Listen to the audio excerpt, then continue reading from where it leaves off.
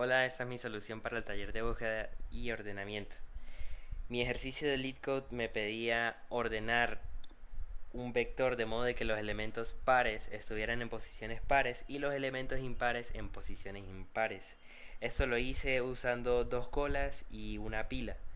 De modo de que si encontraba un elemento que estaba en una posición que no debería estar, lo sacaba de ahí y lo metía en la pila y guardaba su posición en una de las dos colas respectivas. Luego, después de recorrer el vector, hacía otro ciclo donde se repetía hasta que la pila estuviera vacía.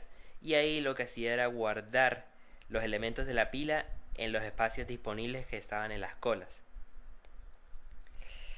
Luego, para desarrollar la aplicación que generara los 100 casos de prueba, lo que hice fue dividir los casos de prueba en 4 opciones, por así decirlo. Los primeros 25 casos de prueba tienen un tamaño igual a 30, o sea, es decir, los vectores tienen un tamaño de 30 y habrán 25 vectores. Esto es igual para los 4 casos. El segundo caso, digamos, los vectores tenían un tamaño igual a 500. El tercer caso, los vectores tenían un tamaño igual a 1000. Y en el cuarto, 1 a 5000. Es importante mencionar que la cota superior la dejé en 5000 porque el ejercicio decía que era 20000, pero se me estaba desbordando la memoria del programa, así que lo tuve que bajar. Luego, para generar los casos, creé una aplicación en Java y una de las clases se llama crear casos. Aquí lo que hago es, en el método constructor, creo un caso, o sea, creo 4 casos, digamos, que es llamar a un solo método. A ese método le paso el tamaño del caso, es decir, 30, 500, 1000 o 5000, y el nombre del archivo donde se guardarán estos casos de prueba. Guardaba los 25 casos de prueba en una lista enlazada y en cada posición de la lista ponía un arreglo. Un arreglo de enteros que era la entrada al algoritmo, por así decirlo. El método en una iteración generaba un vector que estaba desordenado y en la próxima generaba uno que estaba ordenado, para así cubrir también los casos de prueba donde me daban un vector ordenado y básicamente no había que hacer nada sino imprimir la respuesta correcta. Luego de generar los casos aleatorios, que simplemente era generar un número aleatorio del 0 al 1000 y asegurarse de guardar uno par y uno impar para que quedaran del mismo tamaño.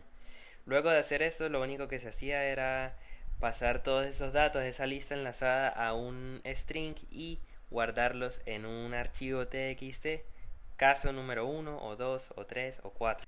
Luego, ya teniendo estos casos de prueba, el siguiente paso era agarrar el algoritmo en C++, porque ahí fue donde hice el ejercicio de LeetCode.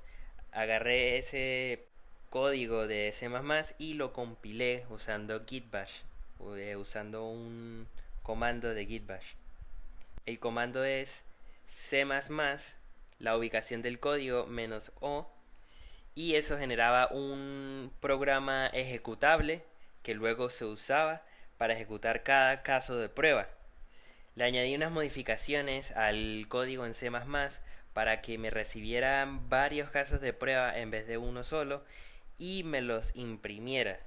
Aquí, con el método de automatizar y procesar, lo que hacía era que lo que se imprimía se guardaba en un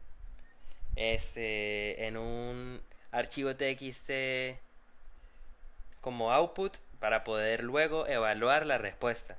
Ya teniendo las respuestas, lo único que había que hacer era leer ese archivo de respuesta y evaluarlo, ver si las posiciones pares en verdad estaban los elementos pares, y lo mismo con los impares. Y si el programa está bien, o digamos si el código está bien, lo único que hay que hacer es comprobar con ejecutarlo, y a la hora de ejecutarlo me debería decir que tengo 100 de 100 casos correctos. Tarda un poco.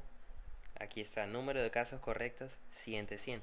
Esto es porque llamo al método, digamos, al método evaluar, que se llama parity. Lo llamo 4 veces. Cada vez el método me va a regresar el número 25 si todos esos 25 casos estuvieron bien. Y 25 por 4 es 100, por lo que el 100 de 100 casos estuvieron correctos.